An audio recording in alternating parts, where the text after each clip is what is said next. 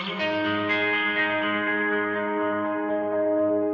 many days in the darkness without a glimpse of the light. Running tired and broken and scared, but I swear I'll never give up the fight. Hey, what's going on, social media family? It is Christopher. First and foremost, just wanted to say happy Saturday. Second, we are going to be having, this is the first of many conversations and not episodes. Episodes are shorter. Conversations, however, are going to be videos that are about 30 minutes or longer of individuals that we're going to be bringing on, either Zooming or directly on camera, just to talk about some things. So today, the conversation is going to be about mental health on the seas while working on cruise ships, just because that is something that we have both done and have experience with. So it's going to be a pretty cool conversation. Just some quick background stuff.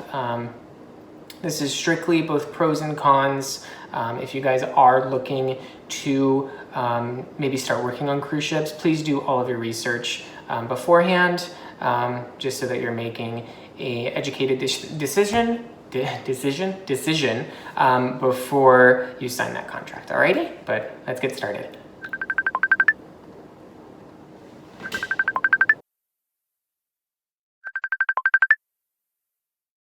Just give me a second. I'm just setting up this other camera.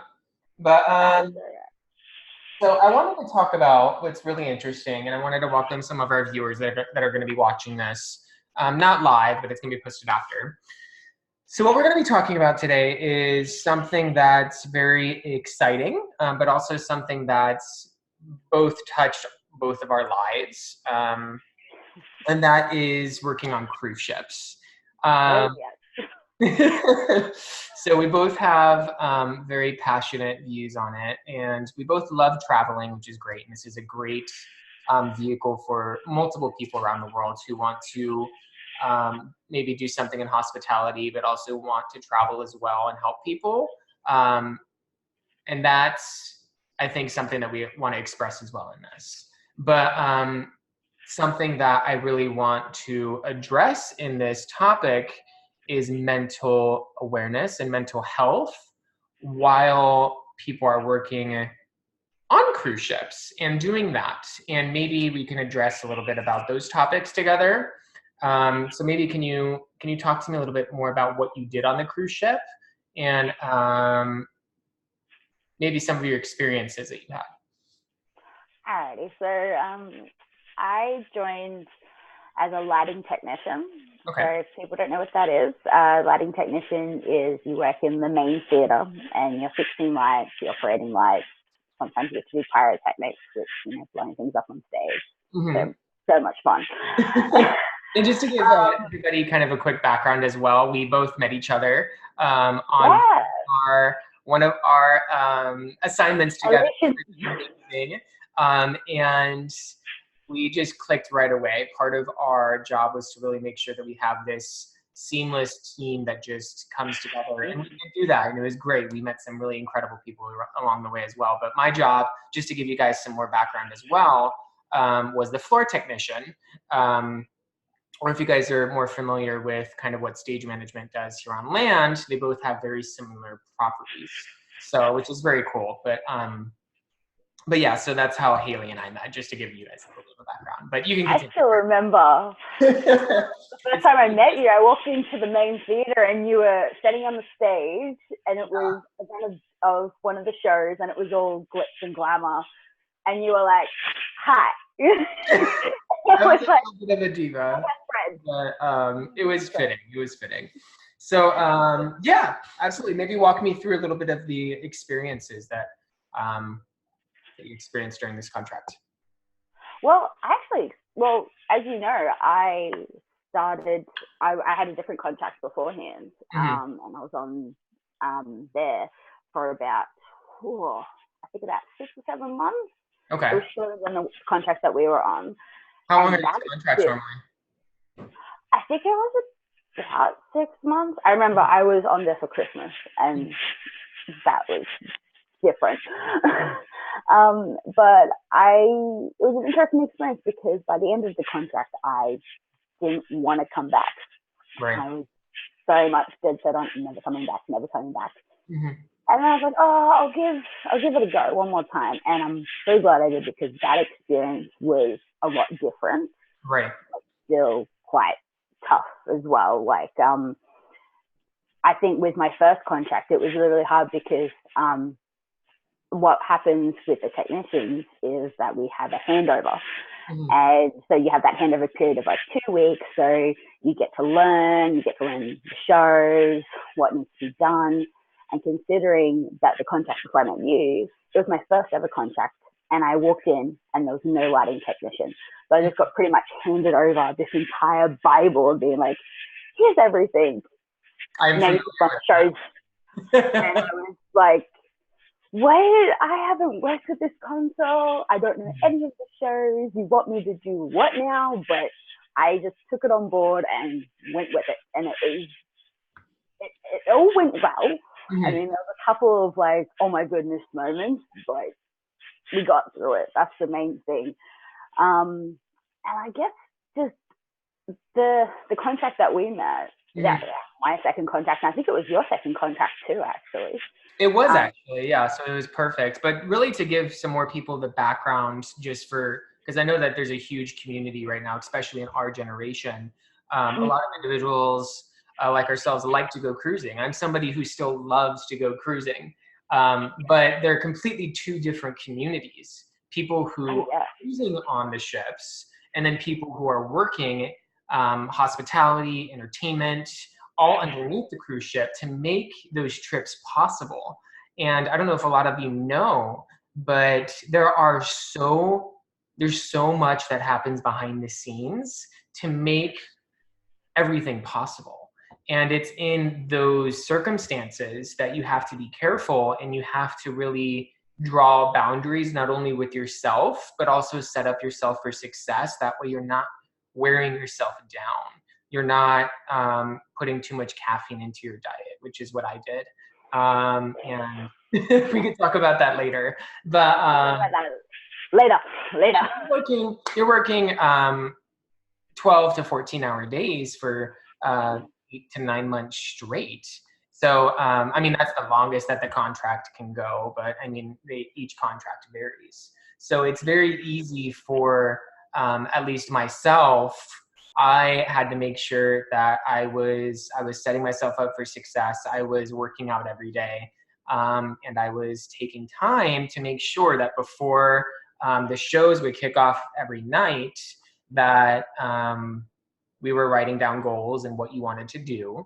But you still found yourself depressed at times because communication to the outside land, speaking of you're underneath the ship, and you are living on board, like I'm sure that you can relate to me on this, that it's hard to live underneath those circumstances, especially when in today's world where we're so addicted to social media.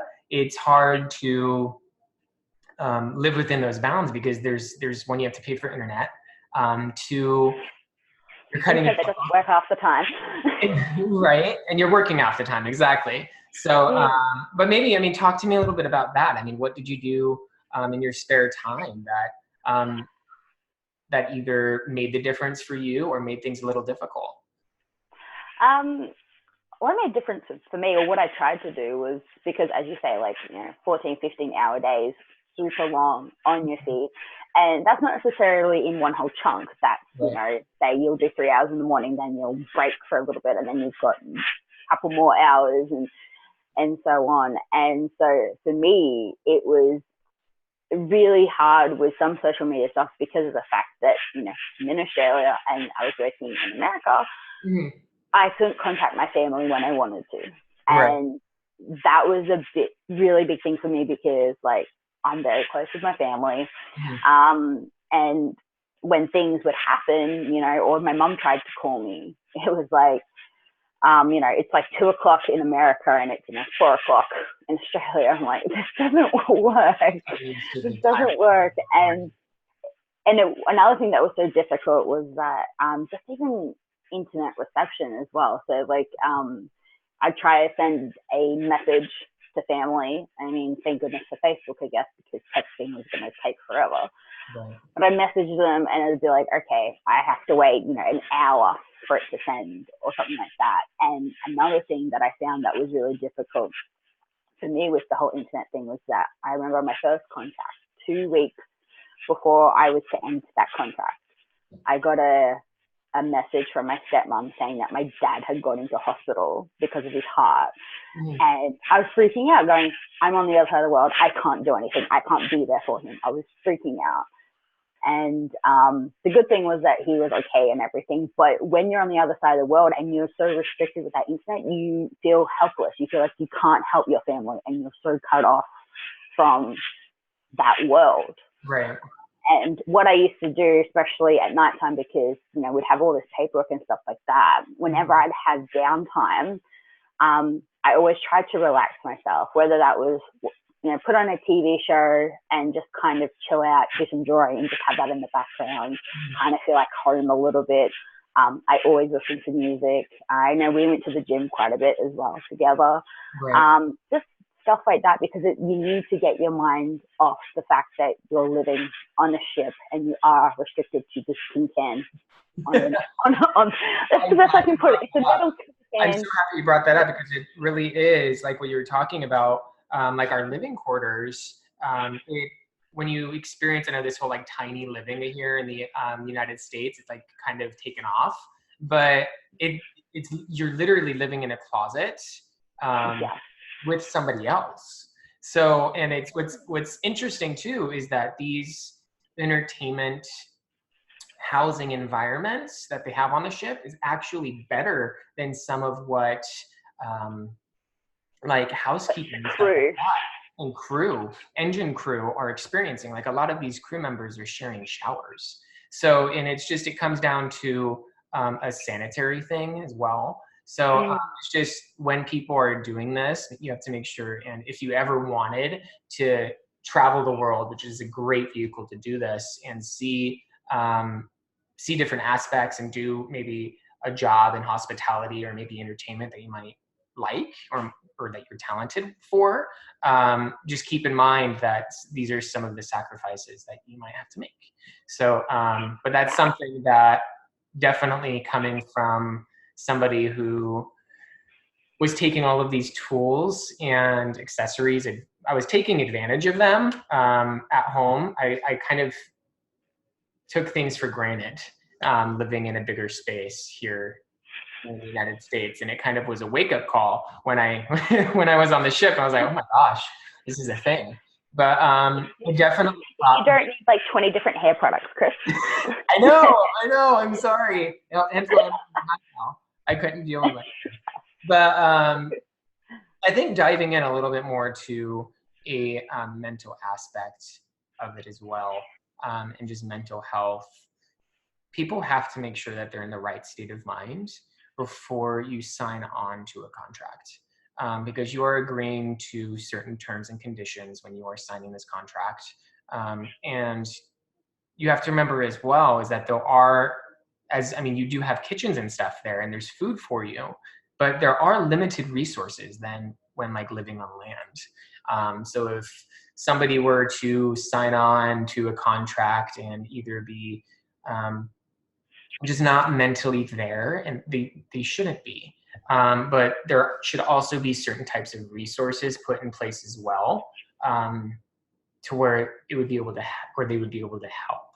So if things were to go south, and when I say things, there are stories, unfortunately, of people committing suicide on these cruise ships, and it's very familiar with some of the conditions that are there. So it's maybe if you want to talk about that a little bit, and maybe talk about some of the conditions that are underneath the ship. Yeah, so one big thing that I would have to stress to people is make sure that you're eating healthy, that you're drinking water, because you are actually breathing in recycled air. So once you get sick, if you're most of the time on the ships and everything, you get sick, you're pretty much confined to your room. Right. And so you're constantly breathing in that air. And then that makes you feel more sick. And then you're going, I'm letting my team down. And, you know, you feel really helpless. Like, because I remember one time, me being klutzy that I am, I sprained my ankle really bad. And I was on crutches. I got my foot put in a cast because they told me I couldn't walk on it. And I got told that I wasn't actually able to work. And I felt bad because we've been, you know, doing shows and everything like that. And they pretty much, no one could step in to do my job. So it was very much, we had to, you know, do concert versions, as we call them. But I felt like I was letting the entire team down because all that pressure is put on you. You're one person who can only do that, you know. And same with Chris, he was the floor technician, so he was the only one who knew how to run the shows, who knew how to do the revolve when things had to drop. So if he was sick, the whole show is screwed. Right. And it's the same with what happened with me. And I felt so let down. And it got to the point that one of our superior directors actually convinced the doctors to make me do the show, even though I sat there in a wheelchair with a cast on, that I was like, okay, I guess I'm doing this and I'm just going to steer through it, which, you know, I was happy because I was able to, you know, get the show going. You know, guests had a great experience. They got to see it. But at the same time, I was like, I'm putting that before my health. And because of that, I now have a permanent ligament kind of bruise damage on my foot because I didn't get it actually looked after properly.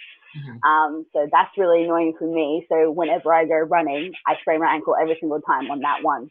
And so it's really, really hard for me. So if I want to look after myself now, it's really hard.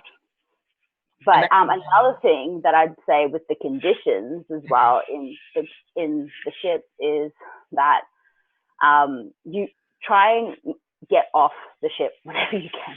Right. Yeah. Like, I remember my first couple of weeks of my first contact, it was cast change. And back then, it was, you do a month of cast change. So I was stuck on a ship for a month and not getting off it. And I started getting really, what's the word? I can't think of the words now. I guess I was so cut off from the outside world that I didn't know anything different. Right. And I miss sunlight. Like, you really realize how much you miss sunlight because a lot of the rooms that we stay in don't have windows. So right. You don't know what time it is when you wake up unless you look at your phone. Right. And so I had to adjust to that. And then, you know, I got told, hey, we're going to go off the ship today. I'm like, oh, okay. Myself and my roommate got off the ship. I was like, wow, there's an outside world. You can breathe. It's, you know, I can interact with people. And it was so much relief. So then I tried to make it a mission from then on that every couple of weeks I try and get off the ship because, yes, we are obligated to do our job, but we also deserve to have a bit of time for ourselves. Right. I have to agree to that as well. But it's also like what you're saying. It does take a little bit of an adaptation period for living in a space where there isn't any sunlight when you wake up. Like you said, you're breathing recycled air. And all of that is as well defined in the contract as well. So once you're in the hiring process, I encourage people, if you are researching this, to make sure you know everything before you sign on, because it is absolutely crucial that not only what you have going on in your emotional storyline and everything. So if you have something going on in like your family life as well, and you go onto a cruise ship, it can make things that much more difficult to just get through that contract, because it's hard to not only go from one culture to a different culture and try to adapt to this lifestyle that both Haley and I have experienced ourselves. And again, there are pros and cons to everything. But you have to make sure that you know what you're signing up for. Because if you bring this whole personal aspect and you're already having some mental health issues before you sign on, is just going to make things that much more difficult. Really going into an experience that I personally had, I had some family stuff going on that with my second contract, there was some stuff that just kind of elevated very fast. And I was emotionally distressed, and it put a lot of strain on my body. And I threw myself at my work. I loved my job. And a part of that really made some of it worth it. But as well, there were certain aspects that were super difficult as well, of course, with any job. But long story short, you can remember when I started to take pre-workout caffeine pills. And you also Sorry, can't help but laugh there. And you also remember when I was walking down the I-95, which is essentially the hallway below the ship where we all walk up and down. It's the highway. It's the cruise highway. They named it after one of the busiest highways in the United States because it essentially is a highway. It's really cool to experience firsthand, but it was super scary because after dinner one night, I was walking down and my body, I just collapsed. I passed out and I woke up in the medical center, which is essentially like an onboard hospital for crew. And my heart was like palpitating. I was out of breath. And like Haley was talking about, I was taken off of the show duties that night. So essentially what that means is that that show could not go on the way that it normally does. So it was a very interesting show. It was not our usual show. It was one of our game show nights. Yeah. And our one of our couple shows that we do that is so hilarious, and it was our manager had to fill in for it, and meanwhile I'm trying to do a whole bunch of answers and do all the technical stuff for these games with him in my ear from a different country going, what do I do? I'm like, you do this, I'm pretty sure this is what Chris does, I think this is what's happening. I got through it, but it was not easy. It was not easy at all. So I think maybe just the biggest things that everybody could take away from this short episode that I want to share with everybody is just, I like to have a journal as well after this experience. And I wrote down everything that I wanted to accomplish from the contract. And if people want to do this in the future as well, and if you want to do cruise ships, have a list of what you want to have accomplished. And then have a list of maybe what's going on in your life that if you do not have internet and you're trying to stay in contact with somebody, that might complicate some things. So just keep that in mind, because you do have to remember that you are in the middle of the ocean and you are doing a job that you signed up to do. So, I mean, you do have obligations to do, but at the same time, you have to make sure that you put yourself first. You have to take care of yourself. And if you are not mentally capable of running a safe show, and of course our managers on the ship, they do that is one thing that I do remember, is that they were constantly questioning if we were mentally there enough to put on a production that's safe, because safety is number one, because you could literally, no matter what's going on in your life, the minute you step on stage, you have to leave everything behind those doors. And that's extremely hard to do when you have a lot going on. So, which even adds more to the whole mental stress and disorder. But maybe talk about some of those experiences that you had. Yeah, well, I know that one thing that both of us had to be very mentally prepared for was with a lot of the shows, we did pyrotechnics. Right. So when you're dealing with explosives and I've got the keys for it, it's like, are you mentally okay? I'm fine. I'm not going to like shoot it elsewhere. This is going to be all proper. Right. So, and because we had to be very on point with that, you know, reassuring, all right, so, you know, I can't even remember half the calls. It was like, you know, pyro's on, you know, 10 seconds, 5 seconds, etc., 3, 2, 1. And, you know, Chris would reassure me, you know, okay, clear, etc. And having that was pretty good as well. But I think for me, I think one of the hardest things that I had to deal with was Um, when I went to start my third contract, I only stayed for a week. Mm-hmm. And that was because the break between my third contract and my second contract was 3 months. Within that time, I met someone who is now my boyfriend. We've been together for almost a year and a half now. Congratulations. I know, I love him dearly. And the thing is, we started dating in March, and I was to join the ship in May. And we met through a local theatre show that we were doing called The Wedding Singer. He was one of the actors, and I was the lighting designer, of course, and lighting techie, etc. And the hardest thing was leaving him behind and knowing that I wasn't going to see him for 6 months. Right. I was hardly ever going to get any contact with him. I even took one of his shirts with me and like put it on the pillow and was like, yeah. Right. And it was really, really hard when I got there. Like as soon as I got to the airport, I was telling him, I want to go home. I don't want to go at all. I was already feeling so emotional. Right. As soon as he dropped me off at my parents' place to say goodbye, we both started crying. He left. He was crying all the way home. Mm-hmm.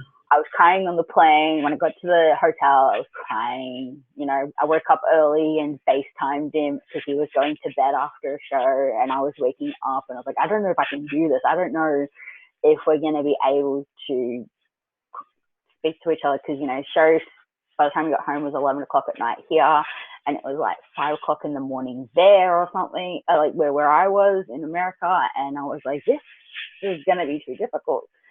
And then once I got on the ship, it was so hard to get internet. So if you're with someone, be prepared that you're probably not going to be able to talk to them for a long amount of time.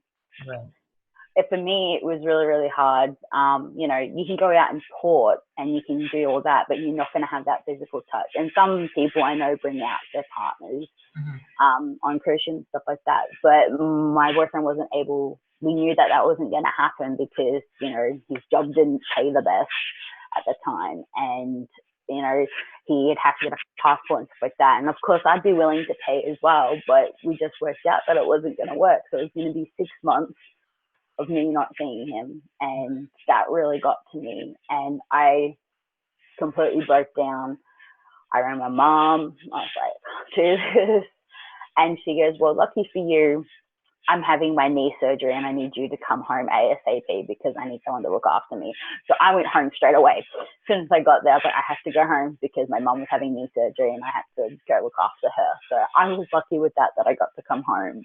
Right. And afterwards, I decided to make the decision to not go back on cruise ships because I could not deal with being so sad. Mm-hmm. You know, the room that I was in was so tiny. You know, bunk bed with one cupboard, really.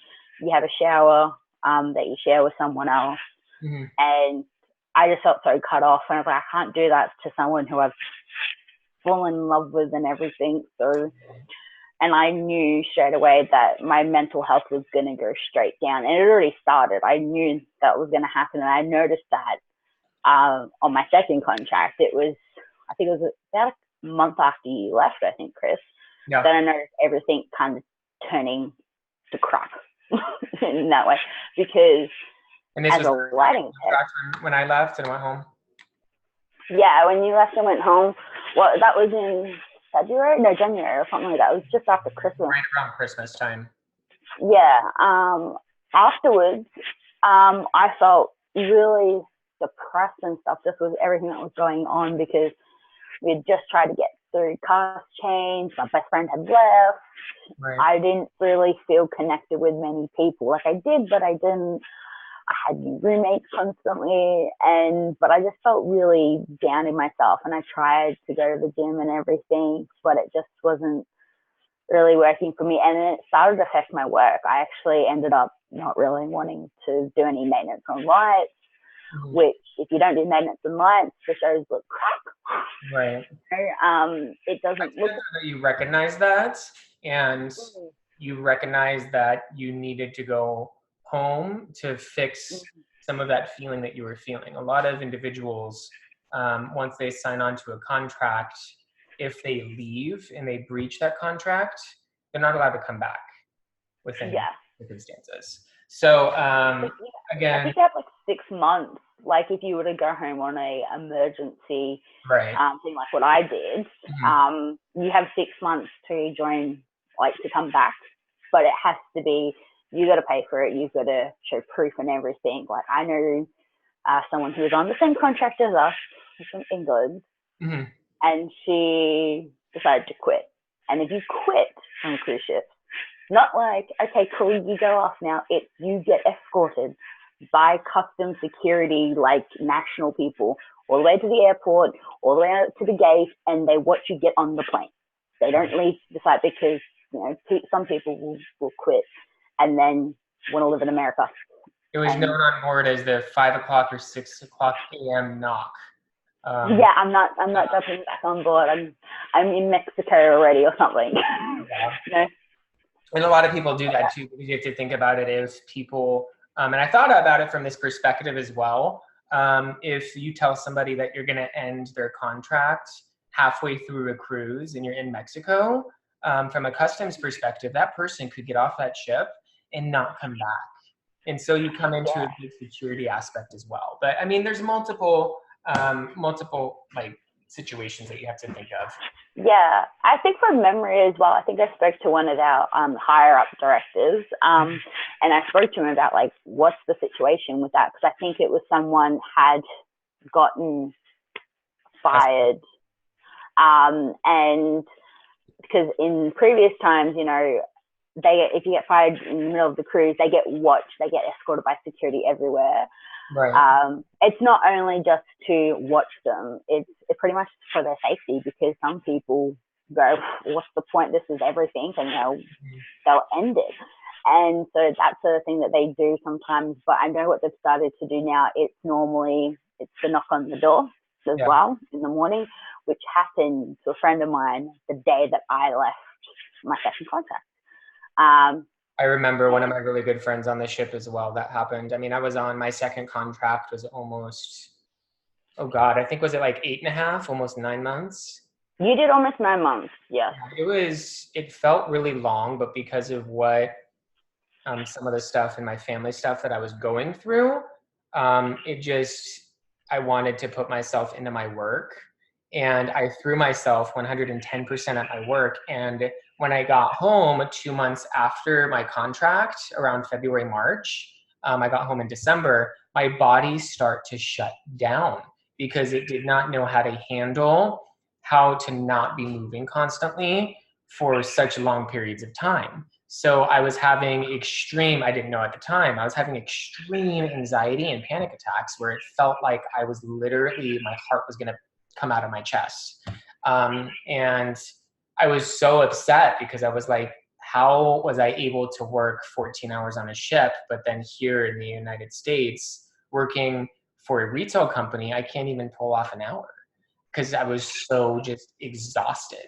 So just keep in mind. You go on adrenaline when you're on ships. You know, you get that going in the morning, and it's just go, because there's a lot of pressure on everybody to make everything happen. And I know for me, I'm the type of person who's like, need to please everybody. And if someone's like, okay, we need to talk to you, my anxiety goes through the roof, and I'm like, oh my goodness, what's happening? So for me, it was, I cannot scrub, because if I scrub, that's going to happen. And so for me, when I spoke to, it's like, sorry to cut you off. This is like the best thing in the world, kombucha. Sorry, you can keep talking. I don't even know how I'm functioning right now. I haven't had my morning coffee. Girl, what are you doing? You're crazy. I've been good, all right? I've been trying to cut back on stuff like that. That's right, you're on keto, huh?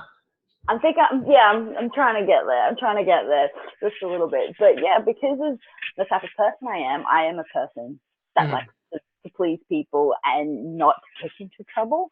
So when you hear that whole, you get a letter saying, we need you to come and talk to, the entertainment director with your manager and this personal staff captain, it's like, oh my God, it goes crazy. I remember it was on my first contract. I had a meeting with the staff captain and the entertainment director, as they put it. And my manager, which was our manager for our second contract. And I was freaking out because I was like, I don't know what is going on. I was so freaking out, absolutely crazy. And because normally if you get taken to staff captain, you've done something wrong. And I'm like, what the hell have I done wrong? What have I done wrong? And it wasn't for anything wrong. It was for something good. I can't even remember what it was. I think it was something to do with a safety briefing or something like that. Because I think it was positive you did during a safety briefing. I think I remember. It was around Super Bowl time on my first contract, and our muster station, half of our muster station crew were the cast.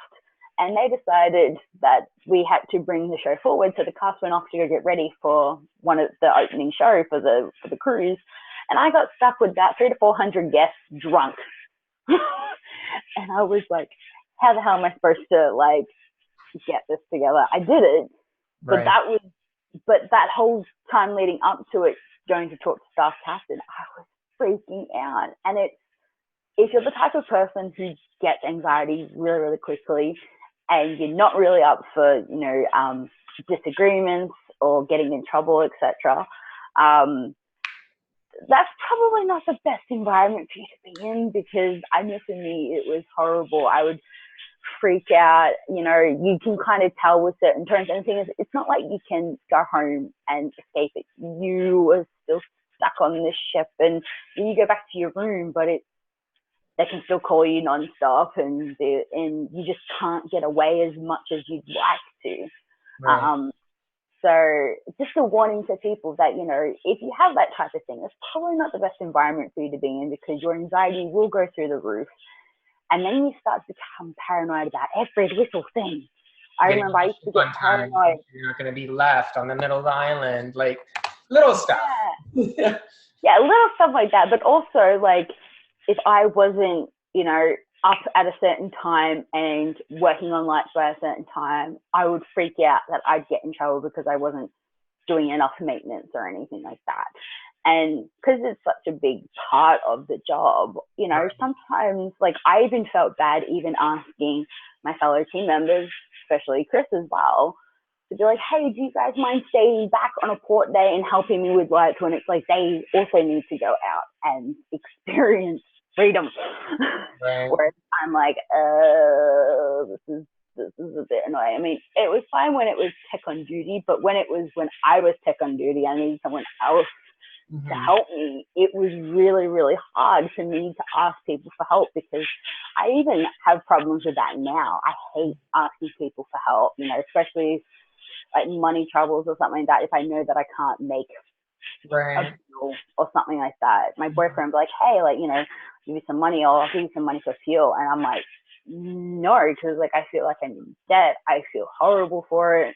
But that's something that I'm working through now, because being vulnerable. I also help him out as well. So, I mean, from working on ships, that kind of opened my eyes up a little bit to like my whole anxiety. I already knew that I had some of it back when I worked back at uni. I'd freak out over little things. But being on a ship and that close, and you're so close with everybody, yes, they become family. We all become family. Amazing people around the world who are still friends to this day. I know. I mean, I've met you. I mean, like, oh my gosh. Yeah, exactly. I mean, of course, just to close out the conversation, I feel like, of course, if I had the choice to either rewind time and sign up for cruise ships and not do it, or do it, I would still do it, because it's made me who I am. I would do it differently, and I would watch and take care of my body more.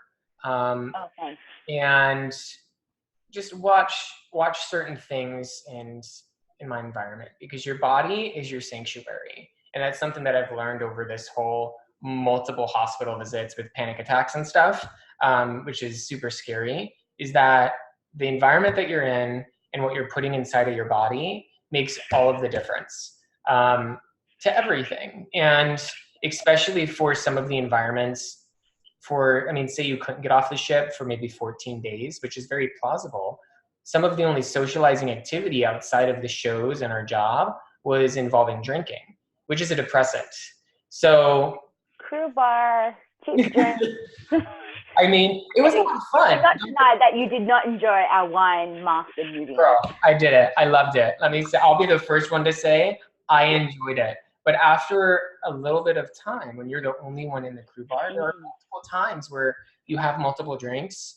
And I remember there were times where I just went back to my room and I just started bawling. Just because of how drained I was, but also I just felt alone, you know? And it's just part of that validation that you're looking for. A lot of people don't feel like they're being validated on cruise ships. And that comes with the job, that comes with show business. Me out of the totally gets that, and I'm sure you do too. But it would literally mean the world if even everybody on the cruise ship just once a day said, hey, you're doing a great job. It would literally mean the end, or the end of, not the end, but it would help somebody from feeling alone to maybe making their day that much better, you know? Yeah. I mean, one thing that I really liked that we did as an entertainment team, like I think I did this on both contracts, was that we had this thing. So like each week, because we normally do 2 cruises a week, each week we would have like a family meeting, as we call it, and everyone would, you know, people would get like these certain cards. So it's all like, you know, hey Chris, thank you so much for making sure that we're safe backstage and stuff like that. You know, love the cast. And I remember that. That was so much fun. Yeah. Yeah, I still have one from our wonderful entertainment director, who I won't mention because we've had so many that I don't want to make anyone jealous. But he used to the explosions. And he was the entertainment director when I joined the ship that we were on. I love him. It's Andy. Just love him. And he actually gave me this slip, and it had that, you know, thank you so much for making sure that everyone was always safe. Because a part of being a lighting tech for explosions and stuff was that you had to make sure that everyone actually understand the safety of it. Right. So it was good. You know, he did that before he left. Like, hey, like, here you go. And we used to get things like that. And that was always like you felt good. You're like, all right, so I'm not being a failure or anything. This is good. But there's one thing that I know that I think some people are trying to push for cruise ships, and I really want to push for it, is that having a therapist or psychologist or someone like that on ships. Because even though, yes, there is a doctor, they only care about your physical health. And you need to have someone there to talk to. Yes, there's HR, but they deal with more conflict stuff with work. Right. I mean, that I guess you can kind of talk to them sometimes, but they've got to think of it as from, you know, a certain point. You know, they're looking after a whole bunch of, you know, certain human resources and stuff. So they also look after, you know, training and everything. Whereas if you have a dedicated therapist or someone that you can go and talk to, and you're thinking, look, I'm feeling like this. I don't know why I feel like this. I feel having that would have saved a lot of these people who unfortunately have decided to end it. Right. You know, that could have helped them, and that could have helped so many families as well, because, you know, there's been situations that I'm sure you might have remembered. There was a couple of situations where, you know, guests passed away, and just having that not only help guests, but also crew members, because I know that our cruise director at the time found somebody who had passed away. And having to deal with that, you know, it's really, really hard. Yes, they bring people on later on, but having someone already there to help you through that, I think would have made a lot of difference, especially for me, because I remember all through high school, I used to go check out the local therapist at our high school. I was like, what's up? This is what's going on with my life. This is how I'm feeling today. Right. It's good to have, and I totally validate with that. Someone else to talk to, apart from friends. Like, I know one time, you know, I think it was like within the first couple of weeks that I joined, I think you messaged me and was like, look, I'm feeling really lonely and upset. And that was like right at the start of my contract, when everything was a little bit crazy. And I remember being like, I'm coming. And I grabbed my laptop, I grabbed the alcohol, and I went. And it's always good to have friends like that, but it's always good to have someone else there who can give it, you know, you tell them stuff and they can give it from a different perspective, where they don't necessarily have to be your friend, because friends are always going to try and tell you what you hear. Like, they want to help you, but you need eyes outside of that picture to kind of be like, well, right. Is it really that big? Like, my boyfriend always tells me, it's not like it's fundamentally wrong. It's something so small, but for someone else, it makes it feel so big. And he just reassures me. He goes, well, it's not like it's the end of the world. Like, I was freaking out over jobs and stuff like that. He's like, it's just temporary. And whenever he tells me that, I kind of calm down. So having someone there who's not your friend or in a relationship, something like that, really helps you kind of open up as well and kind of realize it's not that big. It might feel big to you, but you need to have that like that on cruise ships, because you're so confined. You just need that extra help.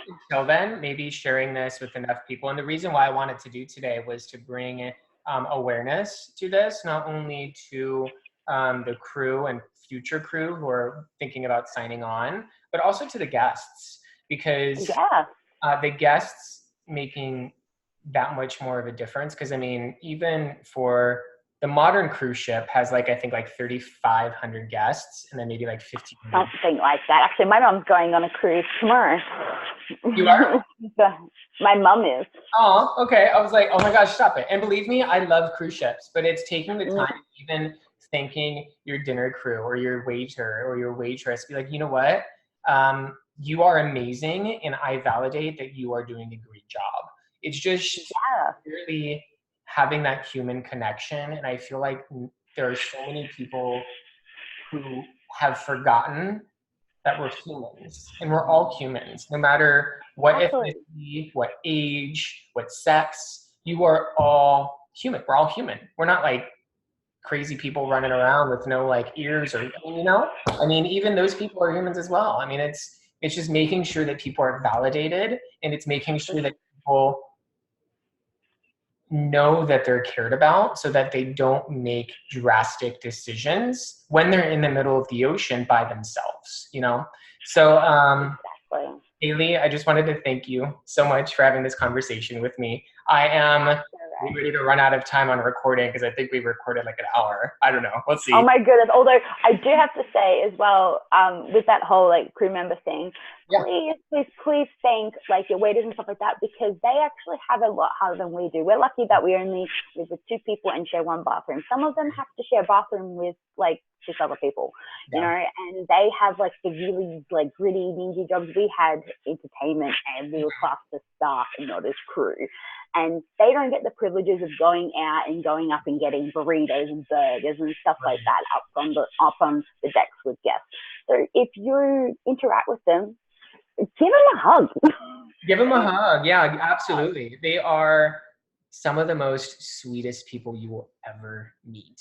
They are literally where they are from. Cruise ships and the amount of money that they are getting paid is worth it. That is a livelihood for them. And they're not for Australians, but for them. We won't go into that topic. That's another topic for another video. Topic. But I mean, I think it's just, it comes down to validation and the human experience, and just making sure that the people who are worn out and tired and emotionally drained, which just from working long hours, and this happens in every position. Nurses do this. Flight attendants, it's another big thing with flight attendants right now. When I got off of cruise ships, I immediately applied with Delta. And I mean, that was an experience in itself. But I mean, there are just a lot of people who put themselves out there in the customer service industry that are just feeling worn out, and they're feeling alone. And it's our jobs as the visitors, the people who are flying, the people who are on ships, to reach out a helping hand and say, you know what? You're amazing, and I recognize you as an individual, and I'm gonna give you a hug, you know, because it's that movement that could, one, not only make somebody's day, but could be the deciding factor. So, but yeah, I love you to death, Haley, and cannot wait to have another conversation like this with you. People who have not yet subscribed onto the channel, make sure that you are doing your thing. Please comment down below if you guys have thought about signing on to cruise ships. There are pros and cons. just make sure you're doing your research beforehand. Just so that you're setting yourself up for success. All right. But I will talk to you soon, Haley. And we will go from there. Okay. All righty. Bye. Bye, love. Bye. Everybody wants to surrender, but darling, you were meant to survive. With every star, we are born again. Open your heart, spend less time in your head. With